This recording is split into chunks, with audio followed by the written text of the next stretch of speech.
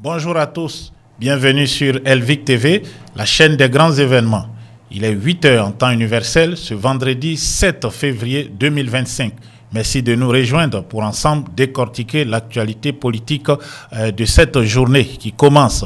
Et je vous souhaite à tous et à toutes une très bonne journée, à nos frères musulmans surtout, et surtout prier pour notre pays.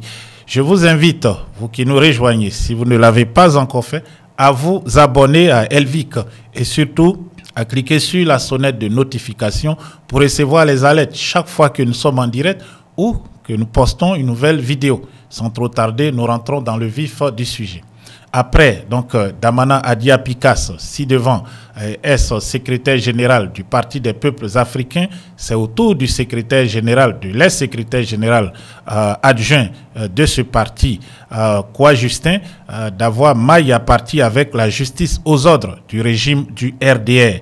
En effet, Kwa Justin, qui est aussi jugé au tribunal de première instance d'Abidjan, est accusé de plusieurs faits, des faits très graves, des faits qu'il ne reconnaît pas, bien sûr, des faits qu'on peut qualifier de fabrication pour priver un personnage politique de ses droits civiques, mais surtout de sa liberté. Ainsi, le régime d'Abidjan réclame, à travers le procureur de la République, 20 ans de prison ferme contre Kwa Justin et 10 ans de privation de ses droits civiques, ajoutés à une amende qui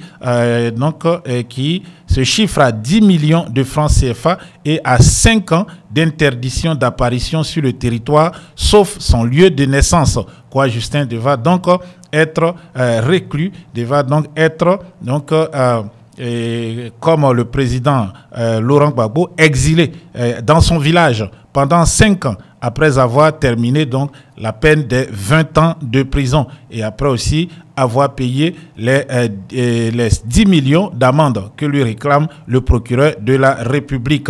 Donc c'est un procès qui est en cours, un procès attenté à Kwa Justin, qu'on accuse d'avoir formé une rébellion, d'avoir donc aussi voulu faire un coup d'État contre le régime du RDR, d'Alassane Dramane Ouattara. Et avant Kwa Justin, c'était au tour de Damana Adia Pikas, lui aussi cadre du PPACI, d'être accusé de vouloir fomenter un coup d'État. Le procureur de la République, près le tribunal d'Abidjan Plateau, réclame aussi 20 ans de prison contre Damana Adia Pikas, qui fut le secrétaire général du parti, qui est aujourd'hui vice-président du comité stratégique du PPACI. On voit là les deux hommes ce matin au tribunal au tribunal d'Abidjan Plateau. Et bon, nous attendons donc comment la justice, dans ce cas-là, le juge ou les juges qui sont chargés de dire le droit,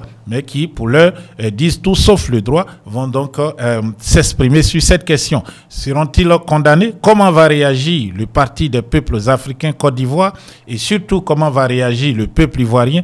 Voici donc les questions qui se posent actuellement. Et pendant ce temps, il y a eu, donc hier d'abord, il y a eu la tribune du PPACI qui a lieu tous les jeudis. Le porte-parole du parti, Dr Kone Katina Justin, a été très clair. Toutes les actions intentées en justice, voilà, le sont contre des membres de l'opposition, contre des leaders de l'opposition. L'opposition donc alerte de la dérive ou des dérives de la justice, mais aussi de l'instrumentalisation de la justice à des fins de combattre les adversaires politiques. Ajouté à cela, la commission électorale indépendante a déclaré hier par la voix de son président, monsieur Cuiver Koulibaly, que cette année 2025, il n'y aura pas de révision de la liste électorale, comme c'est prescrit par la loi. Ainsi, Cuiver va donc, avec ses acolytes, empocher les 27 milliards de francs CFA qui ont été votés au titre du budget de l'année 2025 pour la révision de la liste électorale, pour le fonctionnement de la CEI.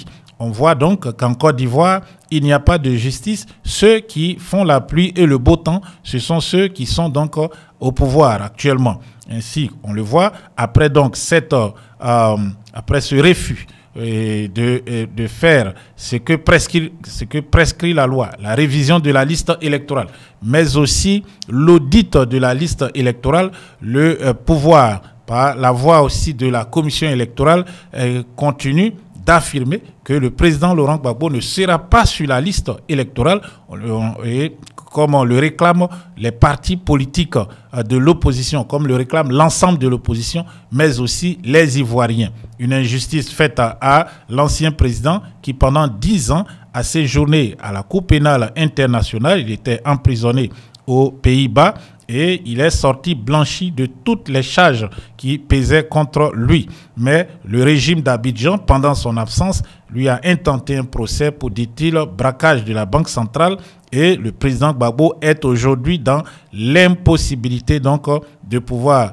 être électeur, encore moins d'être aussi un candidat à une quelconque élection en Côte d'Ivoire. Voici donc ce à quoi nous habitue le RDR, s'achemine-t-on vers une autre crise pré- et post-électorale en Côte d'Ivoire? La question est posée. Pour l'heure, l'opposition politique se mobilise. Le député de la commune de Yopougon, M. Diao Fouet, a, au cours d'une intervention devant les militants et sympathisants du PDC-RDA, appelé à l'unité de l'opposition, mais surtout à se battre contre les injustices, à se battre pour éviter que la Côte d'Ivoire ne sombre encore dans le chaos. Vous savez, dans la vie, lorsque quelqu'un est victime d'une injustice, et que toi, tu sais que la personne est victime de cette injustice-là, et que tu ne fais rien, tu es complice de ce qui se passe. C'est pourquoi le PDC-RDA ne peut pas rester en marge de cette injustice que subit le président Laurent Gbagbo. C'est pourquoi nous demandons que tous les militants se mettent en ordre de bataille et condamnent le fait que le président Laurent Gbagbo n'est pas seulement sur la liste. Et on ne sait pas comment ils se sont arrangés, parce que le RDR, c'est leur stratégie. Ils ont vu qu'ils sont acculés. PPCI se mettent ensemble. On demande à ce qu'on mette le nom sur le service électoral. On demande à ce qu'on mette le nom de Blaise Goudé sur le service électoral. On demande aussi que le président Soro Guillaume rentre au pays, parce qu'il ne mérite pas ce qui lui arrive. Lui aussi doit rentrer. Donc, ils sont acculés. Et on a quelqu'un qui sort de nulle part, Atu Banga, qui vient à la télévision, et puis il vient dire, ah, Tam n'est pas éligible, parce qu'il n'a pas renoncé à la nationalité, donc il n'est pas éligible. Et on oublie le combat que nous sommes en train de mener, et tout le monde se rabat sur le problème des Tcham. Mais ça fait partie du jeu du RDR, de nous orienter sur un autre combat, pour faire en sorte que nous ayons, notre espoir soit brisé. C'est l'objectif. Moi, je suis ici aujourd'hui pour vous dire, pour la renonciation de la nationalité des présidents Dylan Tcham là, ne vous inquiétez pas pour ça. Tcham est exclusivement ivoirien. Et il n'a approuvé à personne qu'au Conseil constitutionnel. Donc, ne vous inquiétez pas pour ça et ne parlez même pas de ça même à quelqu'un. Notre objectif là, c'est de faire que les 2 millions d'Ivoiriens qui ont déjà retiré les certificats de nationalité et qui n'ont pas pu s'inscrire sur la liste électorale, il faut qu'ils puissent s'inscrire sur la liste électorale. Donc la révision de la liste électorale en 2025 doit avoir lieu. C'est pourquoi je veux que vous soyez sérieux. Mais la politique, ce n'est pas seulement dans la bouche. On va parler, oui, Tcham est fort, oui, il est comme si, on va gagner, on va gagner. Non. C'est pas des actes. Voilà, l'opposition donc vend debout contre les tentatives de récaler des candidats, des tentatives déjà de frauder avant même que l'élection n'arrive, avant que donc nous allons sur le terrain du vote, c'est-à-dire le 25 octobre 2025. Cette opposition va donc organiser des tournées à travers le pays. Déjà, Au niveau du PDCI RDA, les enseignants militants du parti se retrouvent à la mairie de Yamoussoukro ce samedi 8 février 2025 pour accueillir le président, son Excellence, M. Cheikh Tidiane Thiam. Voilà, ça sera donc à la salle des fêtes de la mairie de Yamoussoukro, un rendez-vous très important à ne pas rater. Ça sera le 8 février prochain. Le même 8 février, de l'autre côté, à Abidjan, cette fois-ci dans la commune de Marcory, le président Laurent Gbagbo sera au stade de Marcory résidentiel pour parler aux militants sympathisants, mais aussi à l'ensemble des Ivoiriens. Voilà, pas uniquement aux militants et sympathisants du PPACI, à l'ensemble des Ivoiriens, tous unis pour mettre fin à la forfaiture, pour mettre fin à la dictature du RDA d'Alassane Dramane Ouattara.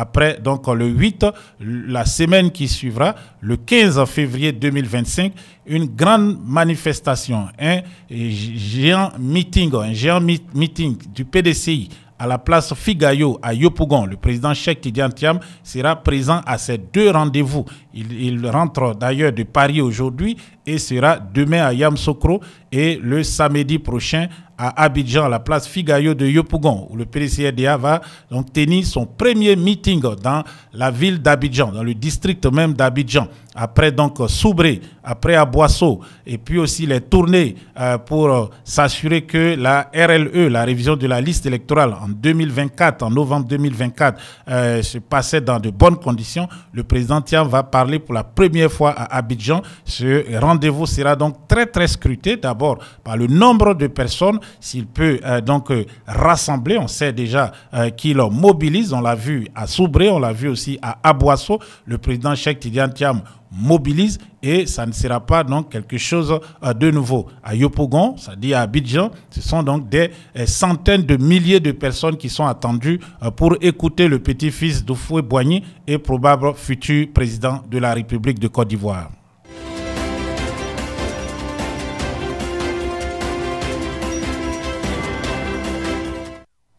Autre sujet de ce jour, donc, ce sont les attaques répétées de l'opposition, dans ce cas, excusez-moi, du parti au pouvoir, du RDA, contre les opposants. De plus en plus de voix s'élèvent pour dénoncer cette attitude. Parmi ces voix, il y a des personnes qui étaient avec le RDA, qui ont regagné l'opposition politique.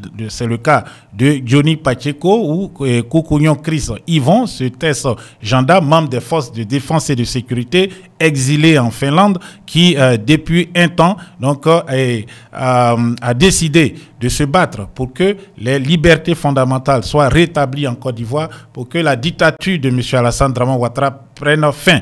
Ainsi, ces dénonciations, les dénonciations par exemple de mœurs, etc., de détournement de deniers publics, sont souvent attaquées par le RDA qui a mis sa tête à prix. Mais Johnny Pacheco ne baisse pas les bras et continue de défendre bec et ongle la vérité et rien que la vérité. Tidiane Thiam n'a pas échoué au Crédit Suisse. C'est de la désinformation, c'est de la manipulation, c'est de la roubladise, c'est de l'intoxication. Et il faut arrêter de mentir au peuple de Côte d'Ivoire. Il faut arrêter de mentir. D'ailleurs, votre Dramane, c'est un super menteur parce que quand il dit j'ai été sous-directeur du Fonds monétaire international, lui peut être sous-directeur du Fonds monétaire international. Lui, Dramane, il peut être sous-directeur du Fonds monétaire international. Il a été sous-directeur, je crois, directeur Afrique au compte du Fonds monétaire international. Directeur Afrique. D'accord? Donc, ce monsieur-là, c'est lui qui a envoyé la peste dans nos États. Si l'Afrique n'a pas réussi à décoller, c'est parce qu'on a envoyé un ado en mission pour venir, bien entendu, mettre l'Afrique sous perfusion. Ben, tu veux parler du parcours de Tidiane Thiam, mais on va parler aussi du parcours de Dramane. Quand il était au Fonds monétaire international, on va parler de son parcours. Qui a envoyé l'ajustement structurel en Afrique? L'ajustement structurel qui a permis aux citoyens africains d'être de plus en plus pauvres et aux multinationales d'être de plus en plus riches et de posséder tous les marchés dans nos États et de privatiser même les entreprises publiques qui appartenaient à l'État, de les privatiser. Qui a envoyé ça? Mais c'est Alassane Dramane Ouattara. C'est Dramane Ouattara qui a créé cette politique d'ajustement structurel pour tous les États africains. C'est vrai ou c'est faux? Tu vas venir nous parler de quoi ici? Si la Côte d'Ivoire a perdu ses entreprises, toutes les entreprises publiques ont été privatisées, c'est à cause de qui? C'est à cause d'Alassane Dramane Ouattara. Si la Côte d'Ivoire s'est endettée après Houphouët-Boigny, c'est à cause de qui? C'est à cause d'Alassane Dramane Ouattara. Le gouvernement de Bédié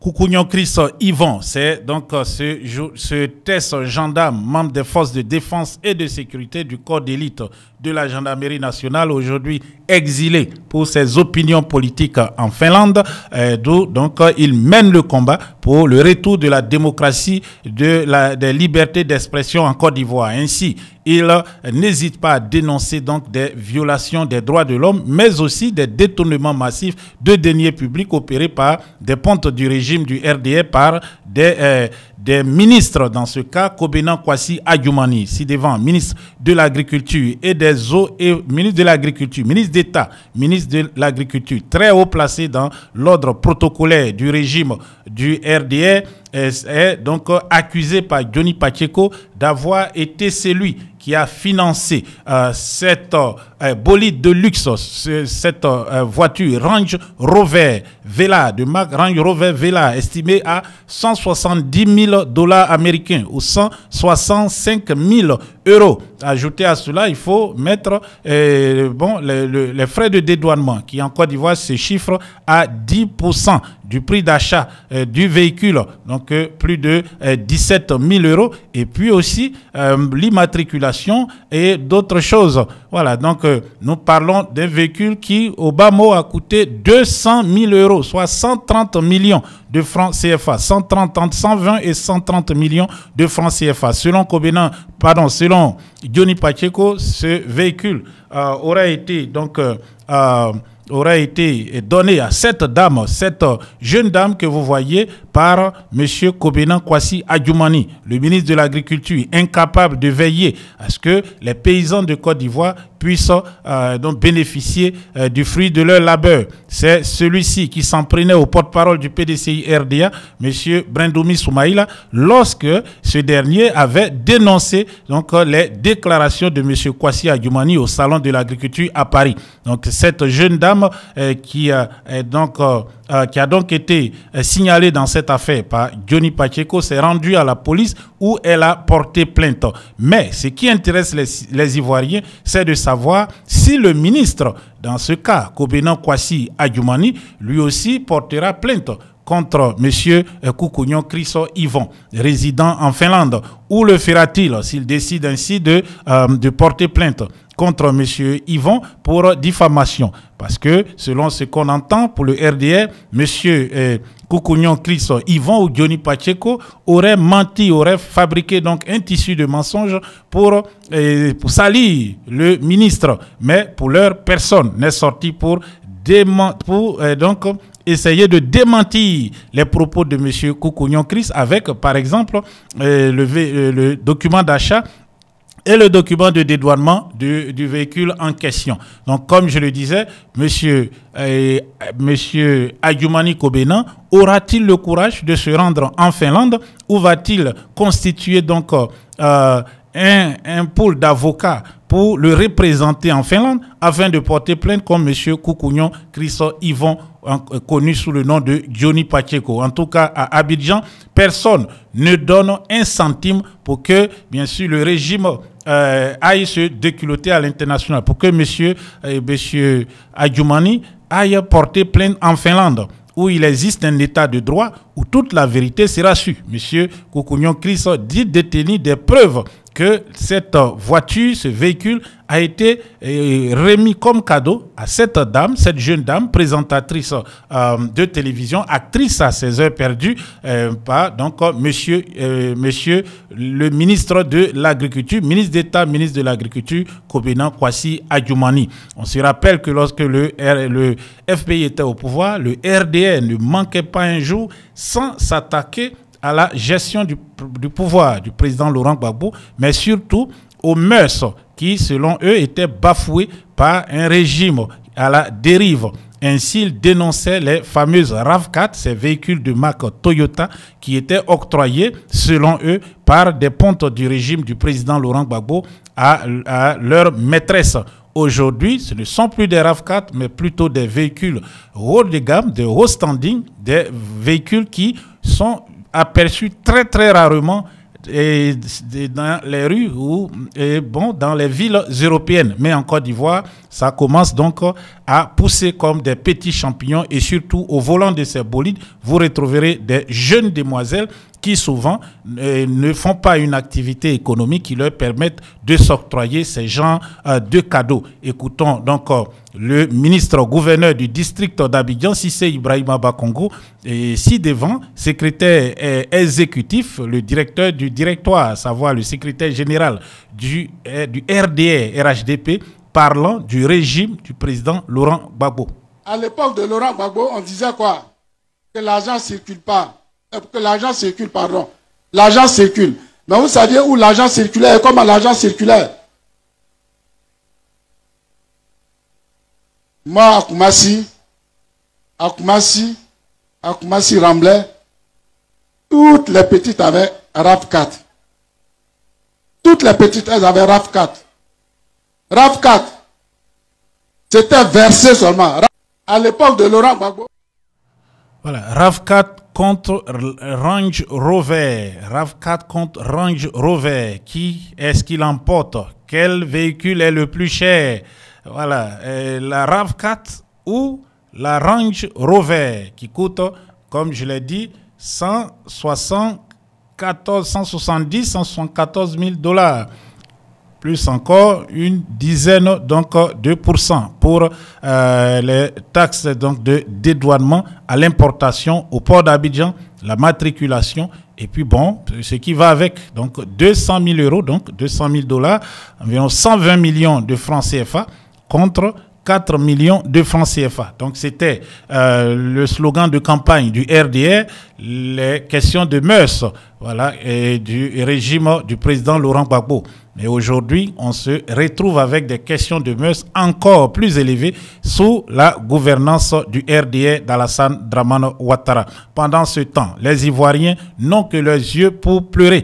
Comme vous le voyez donc, les délestages, les coupures d'eau et puis aussi la cherté de la vie compliquent le quotidien des populations qui attendent que le régime change en octobre pour au moins espérer pouvoir vivre encore dans des conditions meilleures, comme c'était le cas sous la gouvernance du président Félix Houphouët-Boigny et sous celle du président Henri Konan Bédié. Les compteurs sont placés là. Nous recevons les factures, mais nous n'avons pas d'eau. Nous recevons les factures, mais nous n'avons pas d'eau. Nous recevons les factures, mais nous n'avons pas d'eau. Il n'y a pas d'eau dans notre quartier. Nous sommes fatigués. Nous sommes fatigués. Depuis plusieurs mois et même disons des années, l'eau se fait rare dans la commune de La Kola, à Niama, précisément le quartier SG2, si vous voulez, situé au carrefour Avocatier, juste en face du stade olympique Alassane Ouattara de Bimpe. Actuellement, où on vit, vraiment c'est chaud. Après la canne là même, vraiment c'est devenu plus grave. En un mois, si l'eau vient peut-être une fois. Ça nous fatigue, mais plus que le mot fatigué même. Parce que souvent même les enfants même ne se lavent même pas pour aller à l'école. On vient dans un quartier comme ça, on dit on habite à côté d'une grande stade comme ça. Pour dire qu'on n'a pas d'eau, vraiment, c'est deux. Les compteurs sont placés là.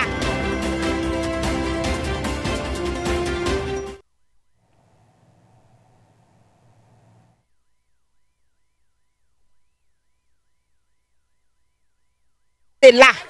Nous recevons les factures, mais nous n'avons pas d'eau. Nous recevons les factures, mais nous n'avons pas d'eau. Nous recevons les factures, mais nous n'avons pas d'eau. Il n'y a pas d'eau dans notre quartier. Nous sommes fatigués.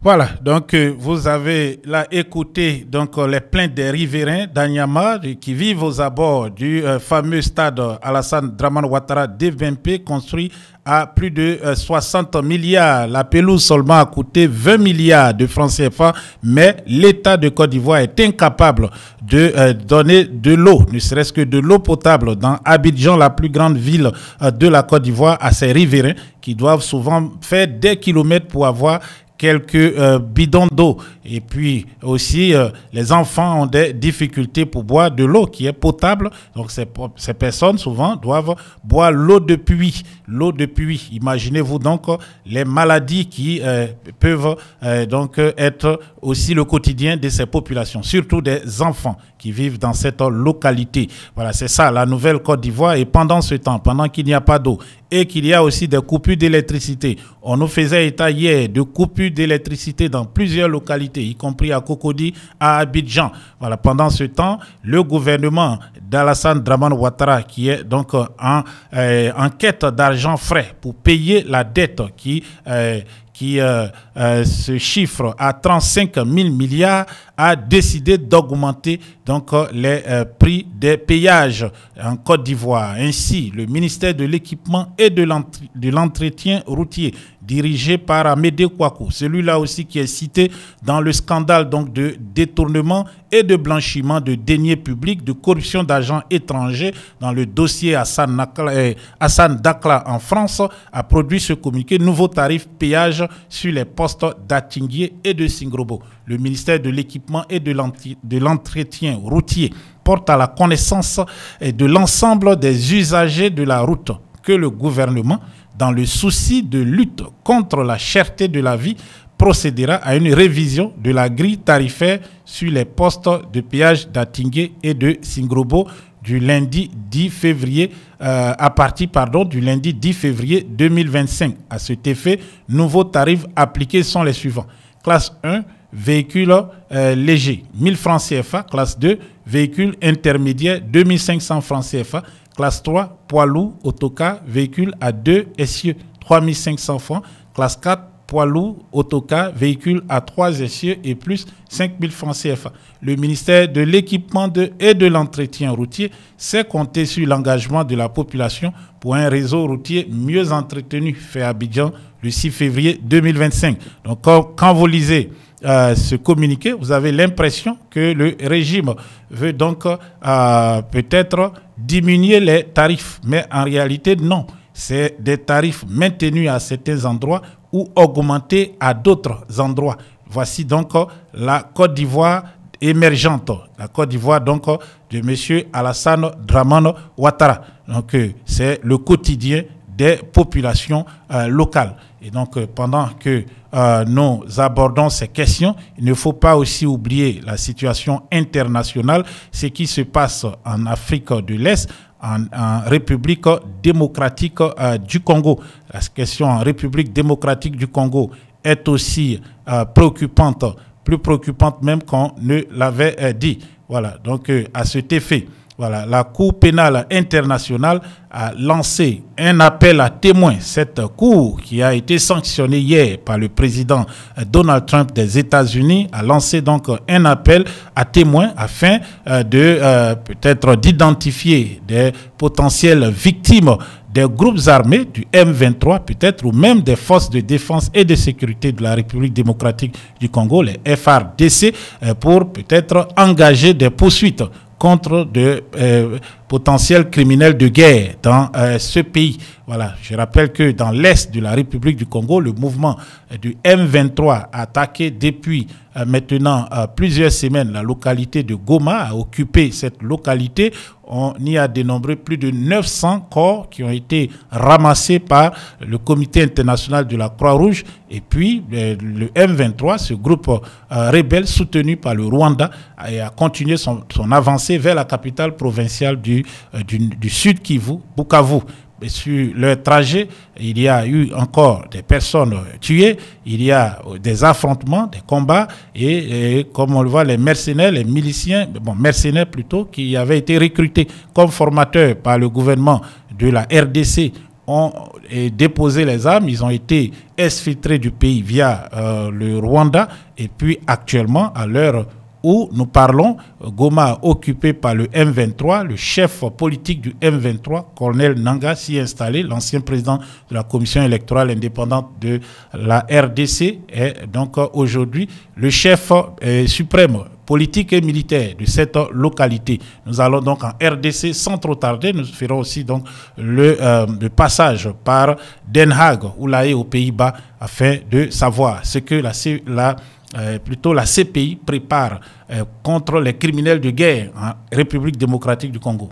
Le bureau du procureur de la Cour pénale internationale a lancé un appel à témoins face à l'urgence de la situation à Goma et dans la région du Nord Kivu. Et il a précisé que depuis plusieurs mois, il avait activé une enquête sur les crimes qui auraient été commis au Nord Kivu, dans cette région de l'Est de la République démocratique du Congo, depuis janvier 2022. Alors, secret de l'instruction oblige, le procureur n'a pas voulu préciser quelles étaient les cibles de ces investigations. Il a en revanche indiqué qu'il s'intéressait particulièrement aux crimes qui auraient pu être commis par deux grands groupes, les forces armées congolaises et le M23, vous savez, la milice qui est soutenue par le Rwanda. Le procureur a aussi précisé qu'il enquêtait sur toutes les personnes qui pouvaient commettre des crimes, quelle que soit leur affiliation ou leur nationalité. On sait que le Rwanda n'a pas ratifié le statut de la Cour pénale internationale, mais ça n'empêche pas le bureau du procureur d'être compétent pour pouvoir poursuivre ces enquêtes, notamment parce que le Congo est membre de cette Cour pénale internationale et a aussi saisi le procureur à deux reprises.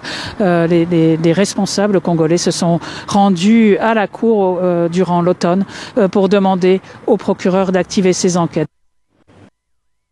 Voilà, vous avez donc écouté le reportage de cette correspondante de la chaîne de télévision française TV5 à La Haye, aux Pays-Bas. Alors, le procureur lance donc cet appel à témoins et peut-être lorsque la situation le permettra, il pourra se rendre sur place. Je rappelle qu'il y a déjà un contingent de l'ONU dans le pays. La MONUSCO est présente en République démocratique du Congo et a même participé au combat. Des soldats de la force de maintien de la paix ont été tués à Goma, et puis aussi des soldats de la force de maintien de la paix sous-régionale de la SADC qui regroupe donc les États de l'Afrique australe et qui est aussi présente en RDC. Il y a eu donc une dizaine de morts du côté sud-africain et aussi quelques morts et blessés du côté de la Malawi.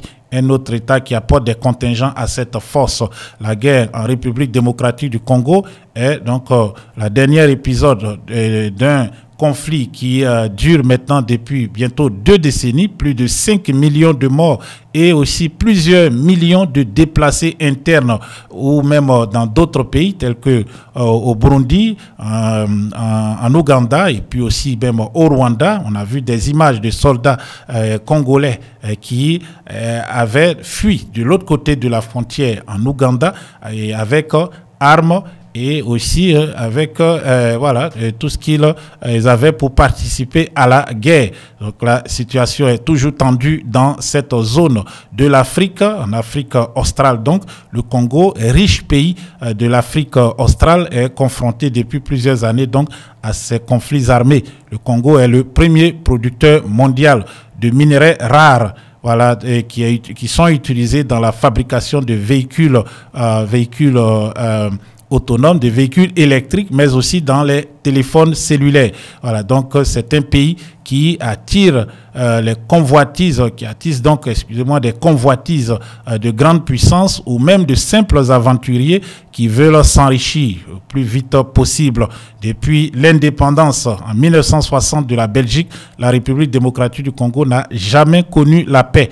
En tout cas, une très brève période de paix sous le président Mobutu Sese Seko dans les années de fin années 70, début 80, et depuis le Congo fait face donc à des violences armées depuis donc plusieurs décennies maintenant, et donc on espère que la situation s'améliore. On espère aussi que l'entrée dans ce cas de la CPI dans le dossier va donc au moins permettre de calmer la situation, apporter une accalmie, car cela peut donc agir comme un élément donc qui retient certains acteurs de commettre des massacres, des crimes contre l'humanité. Déjà, des Congolais avaient été détenu à la CPI. Il s'agit de l'actuel ministre de la Défense, Jean-Pierre Bemba, à l'époque était vice-président de la République, et aussi le dirigeant d'un groupe armé, le mouvement de libération du Congo, basé dans l'Équateur, de même que aussi un chef de milice,